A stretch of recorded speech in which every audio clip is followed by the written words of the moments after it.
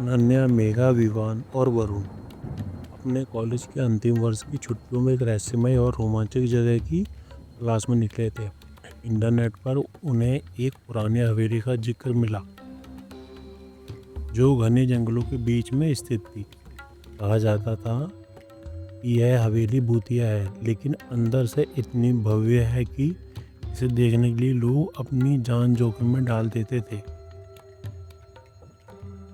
शाम के करीब जैसे ही उनकी कार जंगल के पास पहुंची, अचानक इंजन बंद हो गया। चारों ने उतर कर देखा, लेकिन समस्या समझ नहीं आई। दूर एक ऊंची सी इमारत दिखाई दी। विवान ने कहा, वह हवेली हो सकती है, शायद हमें वहां से मदद मिल जाए।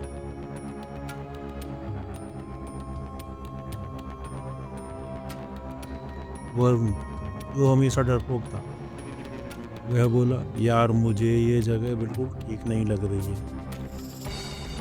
हमें यहीं रुकना चाहिए। क्योंकि अनन्या और मेघा ने उसे समझाया, यह बस एक पुरानी हवेली है, ज़्यादा मत सोचो, चलो देखते हैं। फिर वे चारों हवेली की ओर चल देते हैं। हवेली की कांच की खिड़कियां सूरज की आखिरी किरणों में चमक रही थीं। जब वे अंदर पहुंचे तो उसकी खूबसूरती देखकर हैरान रह गए। संगमरमर के फर्श, झूमर और दीवारों पर पुरानी लेकिन जीवित पेंटिंग्स थी। यह जगह रहस्यमय और आकर्षक दोनों थी। वहाँ उन्हें एक बूढ़ा चौकीदार मिला। उसने गंभीर स्वर में कहा, यहाँ रुकने का फैसला मत करो, रात के बाद यह जगह बहुत खतरनाक हो जाती है। उनके सवालों का जवाब देने के बजाय चौकीदार जल्द ही चला गया। तभी हवेली के पिछले हिस्से से एक अमीर व्यापारी सेठ बाहर आया। वह भी प्रभावशाली दिखता था और बोला, आप लोग चिंता मत करें, यहाँ रात बिताइए, मैं आपको सुबह मदद दिलवाऊंगा।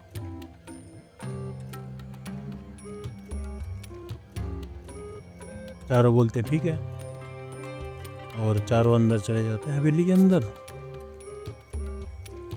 हवेली के अंदर घुसने के बाद, दाखिल होने के बाद, हवेली का हर कोना अलग अलग कहानियां बयां कर रहा था। रात होते ही सब कुछ अचानक बदलने लगा। विवान अपने कमरे के अंदर खिड़की के पास बैठा था। खिड़की से बाहर नदी का दृश्य दिखाई देता था। यह नदी रहस्यमय थी और कहा जाता था कि रात में इसका पानी लाल हो जाता है। घड़ी ने ठीक 12 बजने की घंटी बजाई। तभी विवान ने खिड़की की ओर देखा। तो चलो थोड़ा सा बाहर चलते हैं, खिड़की के मतलब बाहर देखते हैं। तो खिड़की के बाहर देखने गया तो पीछे से नदी दिखाई दे रही थी और नदी का पानी लाल हो चुका था, और उसी के पास एक खूबसूरत महिला खड़ी थी। उसका मुस्कान मंत्रमुग्ध करने वाली थी। विवान उसकी ओर खिसका चला गया। वह उसे बुला रही थी, लेकिन आवाज़ मानो उसे आत्मा के अंदर गूंज रही थी।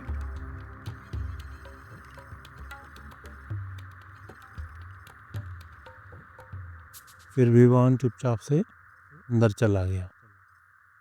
सुबह होने पर विवान ने अनन्या और मेघा से उस लड़की का जिक्र किया, लेकिन जब उन्होंने नदी के पास जाकर देखा तो वह कोई निशान नहीं था। मेघा ने कहा, यह सिर्फ तुम्हारा भ्रम था, रात में हमारी आंखें हमें धोखा दे देती हैं कई बार। लेकिन चौकीदार ने डरते हुए कहा, वह कोई लड़की नहीं थी, वह चुड़ैल, और यह हवेली और नदी उसके कैदगाह है, वह उसके आसपास ही रहती है। अनन्या और मेघा चौकीदार के साथ बाबा के पास गई, क्योंकि चौकीदार बोला था कि मैं बाबा को जानता हूँ, उस बाबा के पास लेके मैं चलता हूँ आप लोगों को, जो हवेली से करीब 1 किलोमीटर दूर जंगल में रहते थे। बाबा 90 साल के थे, लेकिन उनकी आंखों में अजीब सा तेजस था। बाबा ने कहा, वह चुड़ैल एक बार इंसान थी, उसका नाम रंजना था। उसने प्यार में धोखा खाया और इसी हवेली में आत्महत्या कर ली। उसकी आत्मा अब हवेली और नदी के बीच फंसी हुई है, लेकिन वह शांति नहीं चाहती, वह सिर्फ बदला चाहती है। इसलिए जो भी आता है वो सबको मारने की सोचती है।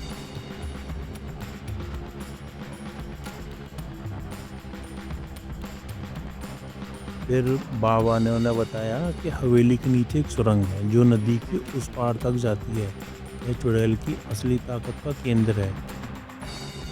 उस सुरंग के अंदर एक पत्थर है जिसमें उसकी आत्मा का बड़ा हिस्सा कैद है और उसे तोड़ दिया जाए तो चुड़ैल खत्म हो सकती है। लेकिन बाबा ने उन्हें चेतावनी दी, यह इतना आसान नहीं है। सुरंग के अंदर जाने वाले बहुत कम लोग जिंदा लौटे हैं। रात को सेठ फिर हवेली में आया, लेकिन इस बार वह बेहद घबराया हुआ था। उसकी आंखों में डर था। वह चिल्लाया, तुम लोग यहाँ नहीं रुकना चाहिए, तुम लोग यहाँ से जाओ अभी, मैं तुम्हें जाने नहीं देगी। लेकिन अभी हवेली के कोने से अजीब सी आवाज़ आने लगी है। चुड़ैल की उपस्थिति का संकेत था। अचानक सेठ का शरीर कांपने लगा और उसकी आवाज़ बदल गई। वह चुड़ैल के बस में आ चुका था और उसने विवानों वरुण पर हमला किया, लेकिन अनन्या और मेघा ने उन्हें बचा लिया। बाबा ने खुलासा किया कि सेठ इस चुड़ैल का पहला शिकार था। उसकी आत्मा एक हिस्सा चुड़ैल के पास है और वह उसका दास बन चुका है। बाबा चारों ओर दोस्तों की तरफ देखता है।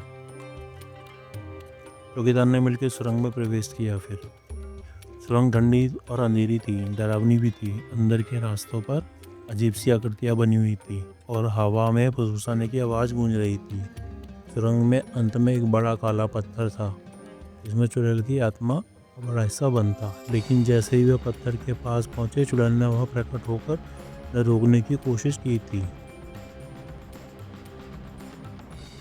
बाबा ने मंत्र पढ़ते हुए पत्थर को तोड़ने की कोशिश की। चुड़ैल ने अपनी पूरी ताकत जो है बल से हमला किया।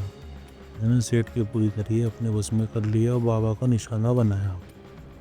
फिर बाद में चुड़ैल अब कैद थी और हवेली शांत हो चुकी थी। सेठ की आत्मा भी मुक्त हो गई थी।